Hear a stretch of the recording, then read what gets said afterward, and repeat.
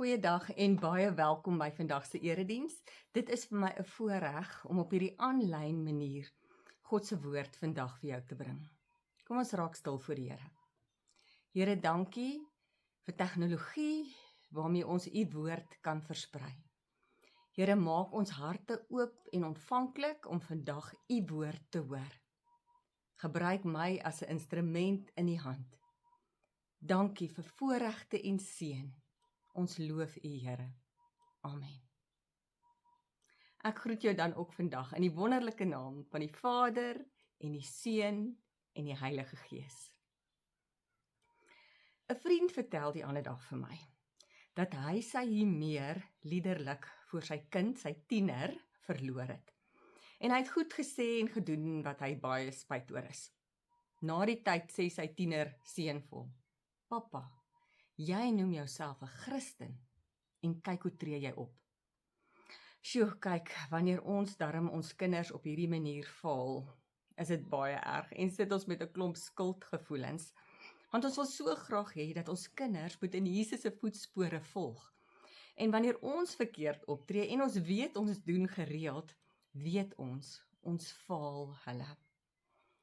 Nou ja, hierdie storie het my aan die dink gekry en my laat wonder, waarom verander ons geloof ons dan nie radikaal nie? As ons sê ons is kinders vir die Here, moet ons tog anders leef en anders optree. Waarom verander ons geloof ons nie aldag nie? Hoekom lyk ons maandag tot Saterdag lewe nie soos ons Sondag lewe nie? Nou daar's interessante navorsing gedoen deur die Barna groep. Nou die Barna groep is gestig hier, ek dink in 1984. En hulle doen navorsing onder Christene en leiers en rondom geloof. En hulle het juis 'n navorsingsstuk uitgebring wat sê dat die artikel se naam is Why does our faith not impact our behavior? Why does our faith not impact our behavior? En in hierdie navorsingsstuk het hulle ook met nie-Christene gepraat. En volgens die nie-Christene sê hulle maar hulle dink ook dat Christene leef nie juis anders as hulle nie. Nou ek is in 'n baie unieke posisie, ek is 'n predikant, maar ek staan ook in die sakewêreld met my ander voet, ek's betrokke by ons familiebesigheid, die Villa Krause groep. En ek is baie bewus daarvan dat ek dink mense in die sakewêreld my dophou en sê, en dink oor die tree sy soos 'n predikant op, tree sy soos 'n Christen op, en ek is seker jy ervaar dit dalk ook by die werk. As jy getuig dat jy 'n kind van die Here is, dan hou mens dop. Ek onthou toe my seentjie, klein Siebert, toe hy so 2 jaar oud was, het hy so bietjie gebrei. En in die oggende voordat ek uit die huis uit gegaan het, het hy altyd vir my gesê, Mamma, gaan jy kerk toe of gaan jy werk toe? En dan het ek besef, maar ek kan nie een mens by die kerk wees en 'n ander mens by die werk wees nie. My lewe moet aldag getuig dat ek kind van God is. Nou, by ons vraag dan, maar hoekom verander geloof ons nie? En hoe kan geloof ons verander? Moet ek nou maar net harder probeer? In die oggend opstaan en vandag gaan ek nou harder probeer. Om liefdevol te wees en om nie my meer te verloor nie en om nie lelik te praat nie en om nie 'n wit leuen te vertel nie, want dit is wat die wêreld sê, hulle sien ons doen dit maar ook. Nou, is dit die antwoord? En dit bring my nou by vandag se teks. Dit het my nou lekker in die ding gesit. En die teks wat ek vandag wil deel met julle kom uit Lukas 15 en dit is 'n baie bekende verhaal. Dit is die verhaal van die verlore seun. Ons almal ken dit, maar ek wil dit nou vandag bietjie uitkyk met ons vraag in gedagte van wat verander my en hoe verander ek en hoekom verander my geloof my nie.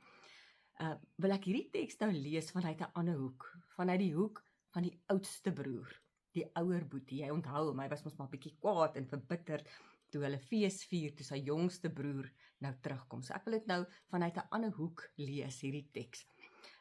Want interessant genoeg, die verhaal gaan nie net oor een seun nie.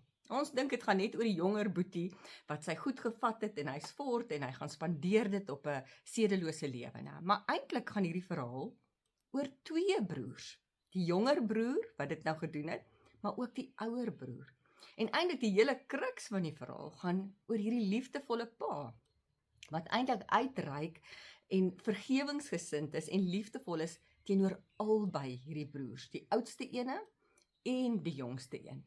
Nou sommer net 'n kantnota as ons nou praat van opskrifte en ek dink die opskrif moet eerder wees die liefdevolle pa en sy 2 verlore seuns. Ek dink dit moet eintlik die opskrif wees. Maar interessante kantnota oor opskrifte in die Bybel en teksverse is eers hier in die 1500s is teksverse in die Bybel ingesit en opskrifte van perikope. Voor dit was dit net eintlik een aanlopende teks. As jy nou gaan kyk na die Nuwe Testament, die Griekse teks byvoorbeeld. So dis nou 'n kantnota. En die persoon wat dit gedoen het is Robert Estienne. Robert Estienne. Hy het in 1555 het hy teksverse in die Bybel ingevoeg. Nou ja, maar voordat ek nou kom by die oudste boetie, kom ons som net gou hierdie gelykenis vinnig op. En jy ken dit baie goed. So dit is nou hierdie jonger broer wat na sy pa toe kom en sê, "Pappa, gee vir my erfgoed nou." Hy verklaar hom eintlik dood nog voordat hy dood is. Nou, wat 'n verskriklike klap in die gesig moes dit nie vir die pa gewees het nie. Want ek wil nou my goed hê.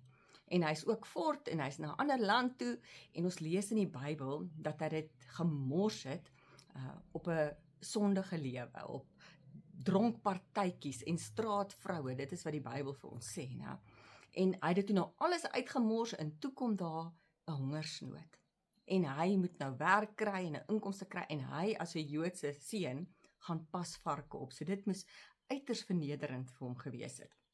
En hy so honger, hy wil eintlik hierdie varke se kos eet, nou, maar die werkgewer laat hom nie toe om dit te doen nie. En terwyl hy nou daar sit en soos die Engelsman sê, hy het rock bottom geslaan, besef hy maar sy pa se slawe en werknemers is beter af as wat hy nou is. En hy begin hier in sy kop 'n rympie en hy uitdink wat hy vir sy pa gaan sê en hy sê hy gaan terug na sy pa toe en hy gaan vir sy pa sê ek het gesondig teen pa en teen die Here en ek sal as 'n dagloner vir pa kom werk nou.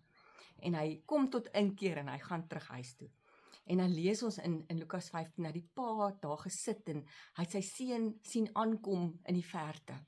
En toe hardloop hy na sy seun toe. Nou in daai patriargale samelewing het jy as 'n ouer man nie gehardloop nie. Hy hardloop na sy seun toe en ons lees dat hy hom omhels en hy soen hom en hy gee hom 'n ring en hy sit 'n kleed om hom. Nou van die teoloë reken hierdie pa het meer soos 'n moeder hier opgetree as soos 'n vader.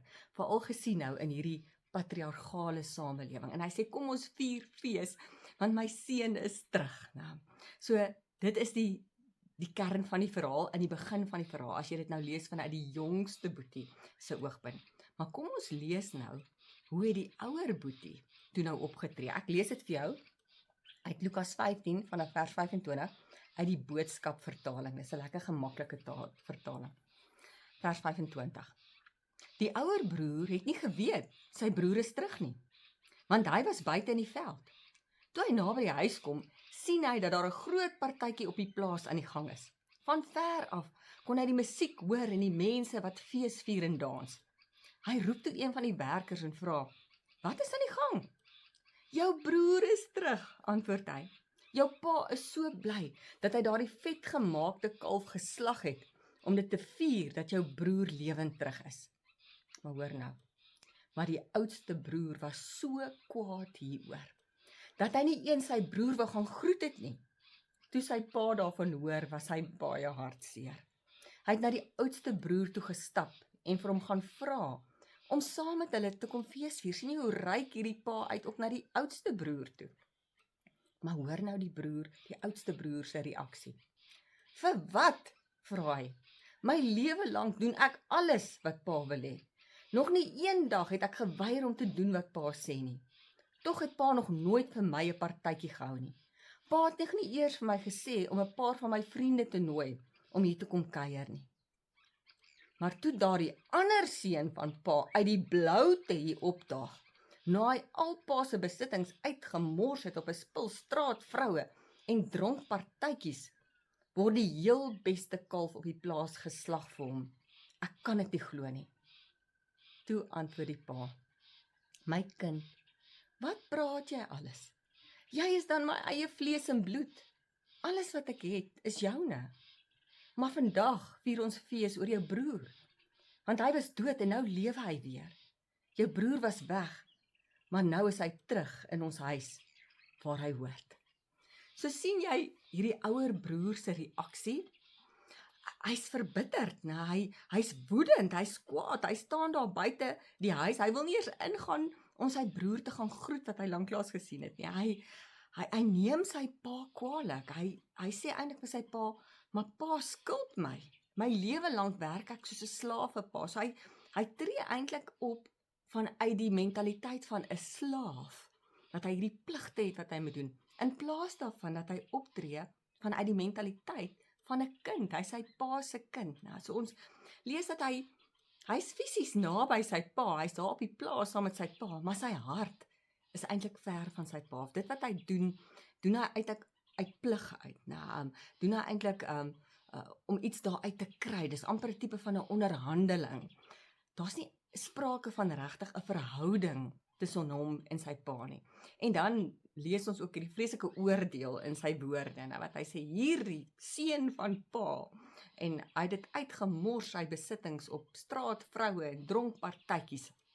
So hy snap ook nie hierdie gedagte van genade nie, die pa wat liefdevol en genadig is, hy snap nie genade nie, hy gun ook nie genade vir sy jonger broer nie. So ons lees al hierdie in hierdie teks, en dit laat my dink, ek sien verlede week 'n videoetjie wat Lindy Strydom op haar Instagram geplaas het, en sy vertel die storie, ons ken almal die storie, van die klein seentjie, en hy is op die strand, en daar's honderde seesterre, en een vir een probeer hy nou 'n seesterretjie op 'n slag red, en daar kom 'n man verby, 'n ouer man, en hy sê, nou wat doen jy? En die seentjie sê, maar ek probeer nou hierdie enetjies, hierdie sterretjies se lewens red, en die ouer man sê vir my, hier is honderde duisende seesterre, jy gaan mos dit nooit reg kry nie, en die seentjie sê, maar hierdie enetjie se lewe het ek gered, so sou hom ingooi, en hierdie enetjie se lewe het ek gered. Maar Lindy vertel dit nou bietjie uit 'n ander perspektief, en dit het my toe nou laat dink aan die ouer broer. Sy sê, hoe weet ons dat daai klein seentjie nie dalk dit eintlik met die verkeerde hart doen nie? Dat hy dit nou doen half uit plig, en dat hy eintlik dit half brommerig doen, en soos hy die seesterretjie ingooi, dan brom hy, en hy kla, en hy's geïrriteerd, dat hy nou hierdie plig het, om hierdie klomp seesterretjies se lewens te red, weet. Maar sy vertel dit nou so koslik, jy moet dit tog gaan kyk op haar Instagram, van hierdie seentjie, maar vanuit 'n ander hoek, dalk doen hy dit uit geïrriteerdheid, en uit plig, en so, en dit het my nogals laat dink, aan hierdie ouer broer.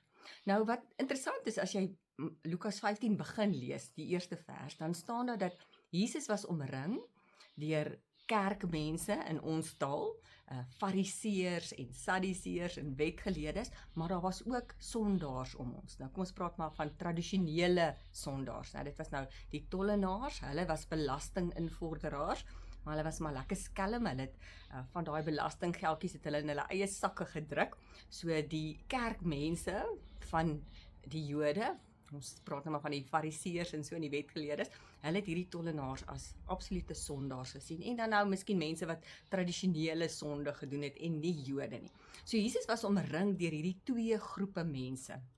En eintlik, as mens nou die verhaal lees van die ouer broer en die jonger broer, dan kom jy agter, maar dalk speel Jesus nou hierso, laat die ouer broer verteenwoordig nou hierdie fariseërs, hierdie sogenaamde kerkmense, en die jonger broer nou die sogenaamde sondaars.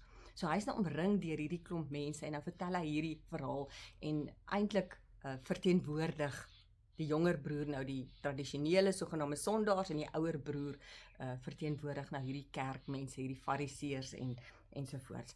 So Jesus vertel dit nou, en nou is al hierdie mense om hom, en miskien sien hulle self nou ook, en kom hulle agter, maar Jesus is nou eintlik besig om oor hulle te praat nou. En is interessant dat Jesus, hy het nie geskroom om die kerkmense van die dag, die fariseërs en die wetsgeleerdes en so 'n bietjie uit te haal nie. En hy was eintlik stroom op wat geloof betref. Die teoloog Tim Keller sê dat Christendom is eers 200 na Christus, is dit beskou as 'n geloof. Dit is eintlik beskou as 'n anti-geloof, omdat Jesus so teen hierdie sondaars, teen hierdie fariseërs en hierdie kerkmense gepraat het. Nou, as jy die skrifte gaan lees, ek lees dit nou weer hierdie week, dat Jesus se hardste woorde was vir hierdie kerkmense, vir die fariseërs, die skrifgeleerdes, die kan nou maar sê die predikante van die dag. Hy sê verskriklike goed, gaan lees 'n bietjie, ek dink is Matteus 23, wat hy sê, ellende wag vir julle. Hy noem hulle wit gepleisterde grafte, en hy sê hulle is mooi skoon en wit van buite, maar binne is hulle vol doodsbenere. Hy sê die beker is skoon buite, maar binne is dit vuil. En dan haal hy hulle uit, en hy sê ellende wag vir hulle, en dit klink amper nie eers asof Jesus so sou kon praat nie, maar jy kan hoor, Jesus het dit teen hierdie skynheiligheid, hierdie uiterlike, wat hulle is nou so heilig, en hulle doen al hierdie goed reg, en hulle kom al hierdie wette na, maar hulle harte was nie reg nie. Nou, hulle het dit nie uit liefde gedoen nie, hulle het dit nie uit verhouding met God gedoen nie. So Jesus is nogal baie, hy gebruik sterk woorde, wanneer hy praat met hierdie predikante en hierdie kerkmense van die Jode, soos as ons dit nou maar in daai taal kan sê. So ja, so die Christendom is eintlik gesien as 'n teengeloof, as 'n anti-geloof, juis omdat Jesus so teen hierdie mense gepraat het. Nou is hy omring met al hierdie mense. En ek dink wat hy daar probeer sê, want hy het eintlik ons hele idee en hulle hele idee oor geloof, het hy gaan omdop.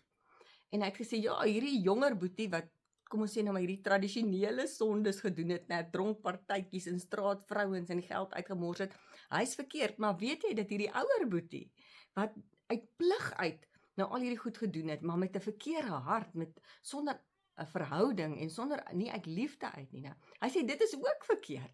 So hy kom keer eintlik hierdie hele denke van geloof van die dag, kom keer hy om.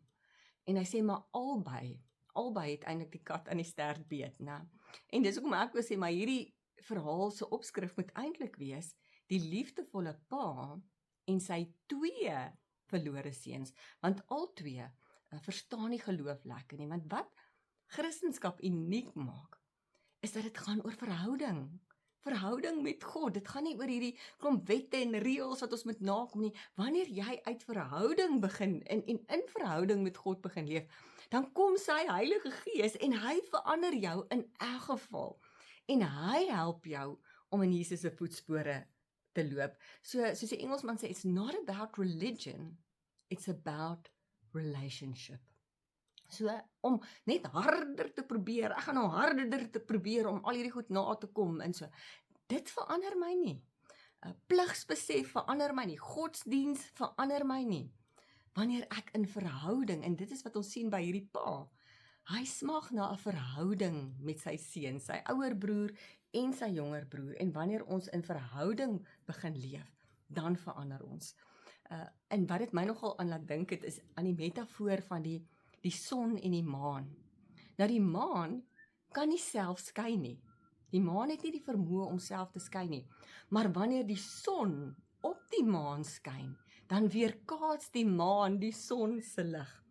En net so kan ons ook nie self skyn nie. Jesus sê mos in Matteus dat ons moet skyn soos helder ligte, maar ons kan ook nie self skyn nie, maar hoe nader ons aan die lig leef, hoe nader ons aan God leef, dan kom hy en in ons weerkaats sy lig, en hy kom verander my, so daai verhouding verander my. En om hierdie metafoor nou van die maan nog verder te vat, wanneer dit volmaan is, dan sien mens mos die kraters op die maan. Dan sien jy, maar die maan is nie koel rond en volmaak nie. Daar's kraters op die maan, en eintlik is dit 'n metafoor van ons lewens ook. Ons is nie volmaak nie. Ons maak foute, en ons het ook hierdie kraters, hierdie foute in ons lewens, maar dit verhoed nie dat die maan nie skyn nie. En ons foute, wanneer ons in verhouding met God leef en hoe nader ons aan hom leef, dan weerkaats ons sy lig. Hy kan ons gebruik en hy kan deur ons skyn ten spyte van ons gebrokenheid. So dis vir my sommer so 'n mooi metafoor van die son en die maan. So Christelike verandering begin nie wanneer ek harder probeer nie, dit begin wanneer ek nader aan die lig leef. En ja, wanneer ek in verhouding met God leef, en dit is wat Jesus moes ook sê, wanneer hy praat van die wingerd, en hy sê, hy is die wingerd en ons is die loot, en ons moet vas wees aan hom. En hy sê, as ons nie vas is aan hom nie, en wat beteken dit, wanneer ons in verhouding met hom leef, wanneer ons uit liefde in verhouding met hom leef, dan sal ons vrug dra, en dan sê hy, sonder my kan julle niks doen nie. En dis amper wat hierdie teks ook vir ons sê, ons sonder die Here kan ons dit nie doen nie. En dit beteken nie dat ons volmaak is nie. Nou, natuurlik gaan ons nog foute maak, maar die feit is, God is besig met ons en eintlik is ons lewenslank onder konstruksie. Maar hoe meer ons die Heilige Gees toelaat om te regeer in ons lewens, hoe meer skyn hy deur ons en weerkaats ons sy lig. Nou, predikant vertel die ander dag van sy 2-jarige dogtertjie. En hy sê hoe wonderlik aan die etenstafel wanneer hulle bid, en wanneer hy nou klaar gebid het, dan sê die dogtertjie en begin sy aan die einde sê amen, amen. En jong, hy en sy vrou is so opgewonde want hierdie 2-jarige van hulle, is nou hierdie pragtige kind van God en dalk gaan sy ook 'n predikant word soos hy en hulle is dan baie opgewonde oor dit oor hierdie dogtertjie van hulle wat nou al op 2 begin saam bid, kan jy maar sê. En hy sê die volgende dag hier bel die kleuterskool en die kleuterskooljuffrou sê maar sy wil hulle sien. En toe hulle daar kom, toe wys die juffrou 'n foto van 'n maatjie wat sulke blou merke op haar wangetjie het waar hulle klein biddertjie haar gebyt het. Die maatjie gebyt het en hulle ry terug en hulle is verslae en hy sê vir sy vrou, ons het 'n biddende bytertjie. Ons het 'n biddende bytertjie, is my so kostelike verhaal. En eintlik is ons almal maar biddende bytertjies. Nou, ons maak foute, ons maak droog. Maar wanneer ons uit God se genade en liefde begin leef, wanneer ons nie sê maar dit gaan oor my en ek wil myself regverdig, nou soos die oudste broer, selfregverdiging en ek kan myself red en ek het nie die Here nodig nie. Nee, wanneer ons in daai afhanklikheid begin leef en besef maar genade, ek was verlore en nou noem hy my sy kind, wanneer jy daai genade snap, dan begin jou hart verander, dan begin jy verander as jy besef hoe verlore jy was, maar hy noem jou nou sy kind. Dan kom hy en hy verander ons, en sy gees verander ons. Paulus sê dit mos so mooi, hy sê dat ons liggame is 'n tempel vir die Heilige Gees, en dis ek dink ons as kinders van die Here snap nie altyd daai grootsheid van wat Paulus sê nie, en Paulus sê dan baie keer dan sê hy, besef julle nie in Korintiërs, nou, dis amper asof hy ons so in die skouers wil vat en sê, besef jy nie, maar jou liggaam is 'n tempel vir die Heilige Gees, en dan skryf hy weer bietjie so aan, dan sê hy weer, maar besef jy nie, asof hy weer jou aan jou skouers wil vat, en sê, maar besef jy nie, God se Gees leef in jou hart, en wanneer jy 'n kind van God word, wanneer jy tot bekering kom, dan kom die Gees en leef binne in jou, dan is dit nie net meer jy nie, dan is dit jy en die Heilige Gees, en dis daai stemmetjie wat jou waarsku, nou, dit is daai Heilige Gees wat jou bemoedig, dis hy wat jou op die regte pad hou. Hoor hoe mooi staan dit in 2 Timoteus 1 vers 7. Die Heilige Gees wat deur God aan ons gegee is nie lafhartig nie, maar sterk. Hy maak ons ook sterk. Hy gee vir ons liefde vir ander, so hy help ons met ons verhoudinge. Die Gees binne in ons help ons hiermee, en hy help ons om nie verkeerde dinge te doen nie. So dan kom die Heilige Gees en verander ons, wanneer ons in verhouding met God leef. En dit is wat hierdie storie van die 2 verlore boeties vir my leer, dat die jonger boetie het droog gemaak, ja, maar die ouer boetie het ook, verstaan ook nie geloof reg dan nie. Nou, hy dink dit gaan oor selfregverdiging, hy dink dit gaan oor plig. Ons dink baie keer, ek moet nou net rein en reg lewe, dan gaan ek hemel toe, en ek moet nou net vandag moet ek nou harder probeer. Nee, dit gaan oor verhouding. God verlang na 'n verhouding met my en jou. En wanneer ons in verhouding met hom leef, wanneer ons se Heilige Gees laat sit op die troon van ons harte, dan kom hy en hy buig ons wil om, dat ons meer en meer sy wil doen. So dit is waar dit gaan. Ek noem myself 'n Christen, kom ons som gou op, maar lyk my lewe eintlik anders, nee, baie kere doen dit nie, maar dit gebeur wanneer ek nader aan God begin leef, nie wanneer ek self probeer presteer of godsdienstig is nie, Die ouer broer was gehoorsaam, maar sy hart was ver van die pa af.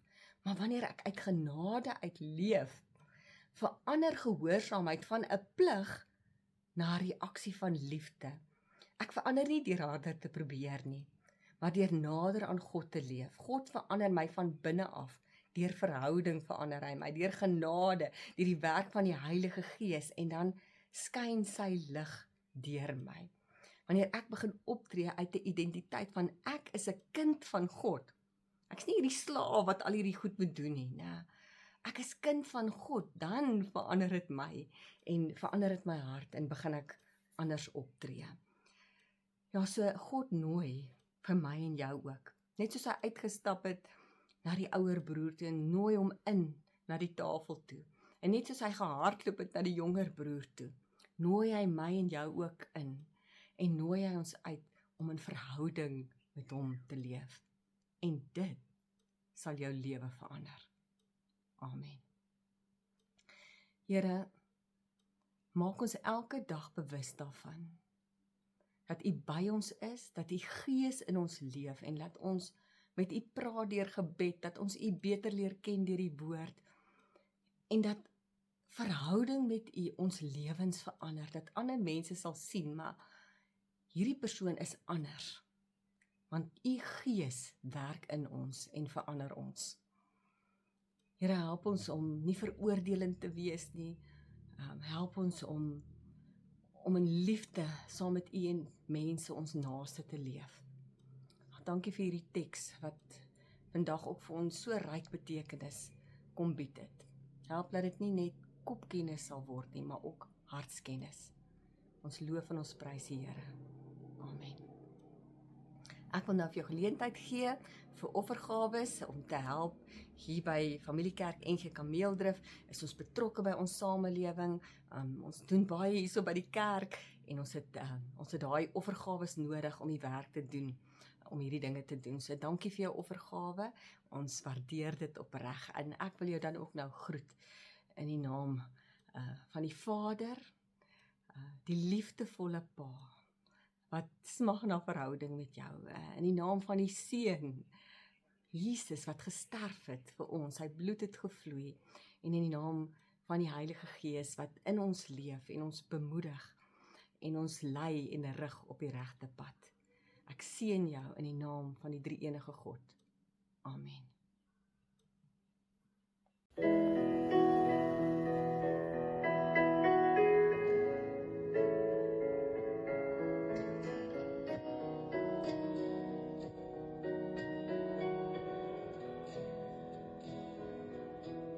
Stay